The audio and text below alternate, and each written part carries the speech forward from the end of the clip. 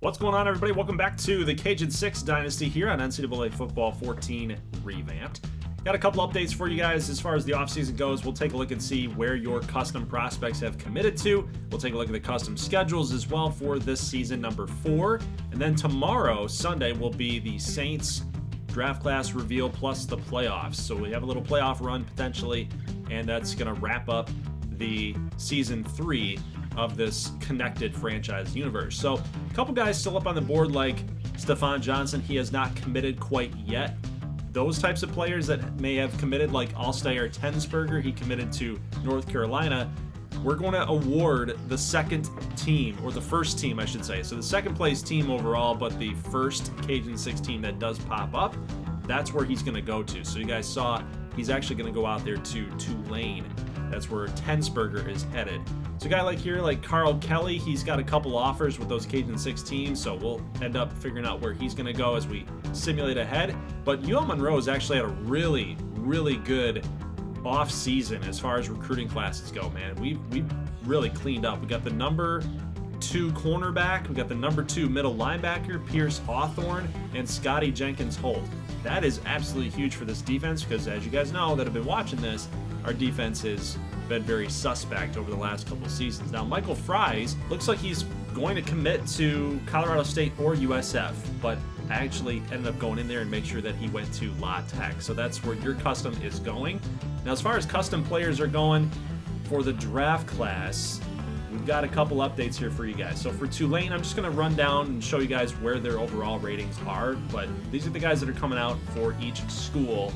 I'm going to list them off here. So for Tulane, we got Harold Hapsburg, the DT, Jimmy Hendricks, a corner, 2 quarterbacks, Philip Maynard, and Jesse George. And of course, the sucky part there for Jesse George is that, Philip Maynard and Jake Matt really had that quarterback position on lockdown ever since we started this series. So unfortunately for Jesse George, he's going to be in the draft class, but I think he might be a little lower rated because he doesn't have a lot of playing time to show off his skill. Now we also have a linebacker here, Alejandro Figuerello. I've loved this player. He's a turnover machine. We've also got Aiden Hodge, who makes a couple TFLs, a good tackler, but not super athletic. And that's the draft class there for Tulane. Now for Grambling State, they have one player, a kicker, JoJo O'Malley. I could put these other players, these CPU guys in here, but we're at the point now in the series where we're not getting a lot of views with Cajun 6 or Saints, so it really doesn't make sense for me to create a draft class of 200 players, you know what I mean? So we're only going to be sticking with the custom guys, and then we'll figure out some of the CPU players like from Miami or Cal or Notre Dame, players that were in the College Football National Championship. But yeah, other than that, let's go ahead and talk about the UL Lafayette Raging Cajuns. We've got the guard, Huel Humphrey, and the running back, D. Monet. So I'm actually really excited about these 2 players. Really, really good players right there. Let's talk about UL Monroe's guys. Houston Harris should be a top tight end, taking in the NFL draft here next season in the Saints franchise. Good player, won the Mackey Award last season.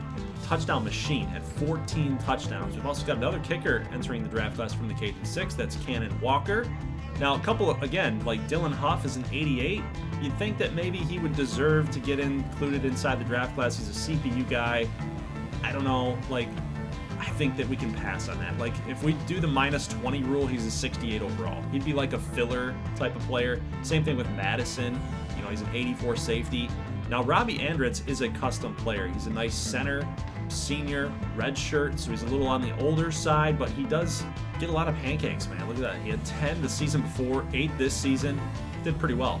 Ryan O'Keefe, a middle linebacker, 14 assisted tackles, 40 tackles altogether this year. So he was kind of a bench guy, and finally he's coming to his own. He's 77, so if you -20 on him in the draft class, is about a 57 overall. So he's going to be a grindy type of player at the next level. And I got Hayden White here too at 57 catches. Look at those yards though, 700 back-to-back seasons. Receptions machine, big play maker. He's pretty darn good. And he's definitely going to be one of those late round picks that the Patriots would draft or something. But you got some good solid players here for ULM, Vern Johnson, and of course Luke Vinskov, the fullback. They think he's coming back in this game. I can't force him to leave, but I will end up doing that in the offseason. So we do have Luke Vinskov also entering the draft class. Now I do want to mention something here for La Tech. That is Elijah Simpson, a freshman tight end who was redshirted last year. And actually, no, he wasn't redshirted. He's actually a true freshman that didn't get a lot of playing time and he wants out. But I will tell you, a little spoiler, he is back. He did not transfer, so I was able to force that not to happen. Now for La Tech, some really good players. Dio Durant, a cornerback, a turnover machine. Ackley Formulatia, quarterback that's had some starter experience in this Cajun 6 series. We've seen him a couple times. Should be a late round solid bench option there for the NFL. Mac Chapman, a center, fairly good player. Justin Rivera, tight end / wide receiver. Israel Israelovich. Sean McBride as a strong safety, and Will Crawford, a defensive end. Some pretty good players here for La Tech. Now, someone who's not shown on this list, the CPU thinks that he's coming back. Well, I'm going to force him to leave. That would be quarterback William Hayes. So after that Rose Bowl win, he's now wanting to try his hand at the NFL level, so he's also going to be gone. Now, I did want to tell you guys one thing here. We're going to go really lightning speed with the schedule reveal, so I'm only really going to talk about some of the highlights there as far as that goes. But take a look here real quick at Southern. We did not cover them quite yet. You can see how many transfers that they have right now. They got 2 running backs that felt like they need to get out, a tight end there, free safety now. That's Green. He's going to the pro draft for round number 2 projection. But, you know, for a team that did not have that great of a year, they're losing quite a bit of talent. So I'm hoping for the best there for Southern. Now, taking a look at Tulane now, they've got 4 custom prospect quarterbacks as freshmen. So I'm hoping that one of you guys who saw your name there as your players, like, you would want to transfer out because there's like no room. Someone's got to win the job and there's no room for you guys. So again, we saw William Hayes still on the roster, so he's going to be leaving. You had Day Dawson committing out there to ULM, Efren McLaurin, Stephon Johnson, also all committing to the Cajun 6, plus Carl Kelly. Now, the one guy that didn't would be KJ Ferris. He actually committed to Wake Forest. So I'm actually going to be going in there and moving him out to La Tech since they do need a quarterback. Skip Branson will be the starter out there this year, but KJ Ferris is the next up-and-coming guy. So take a look real quick at the ULM schedule. We're taking a couple ranked opponents. Texas, number 11, Texas. We've got Oregon and USC.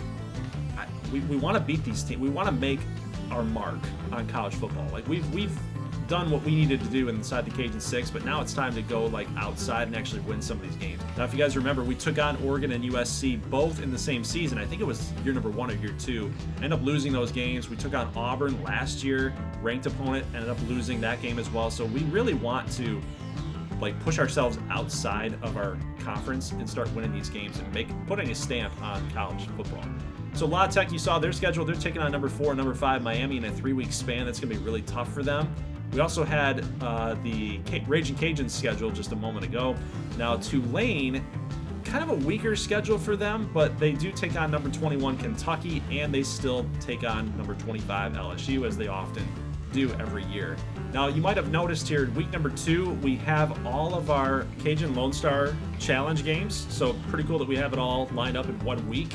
Last couple seasons, we've kind of been all over the place between week 1, week 4, sometimes week 5 in the same season. So it's really nice to just have all those games doctored up there for week number 2 as we take a look at Southern's schedule here. Pretty weak schedule, but again, kind of a weaker team in the Cajun 6, so I don't blame them. They're just trying to get to a bowl game. They're just trying to get that prestige up a little bit. So next time I see you guys, we will be into year number 4, and we're going to do some simulating for week 1 and then get into gameplay here for week number 2 for the Cajun Lone Star Challenge. Guys, leave a like if you like this thing. I'll see you in the next one. As always, thank you so much for watching, and peace.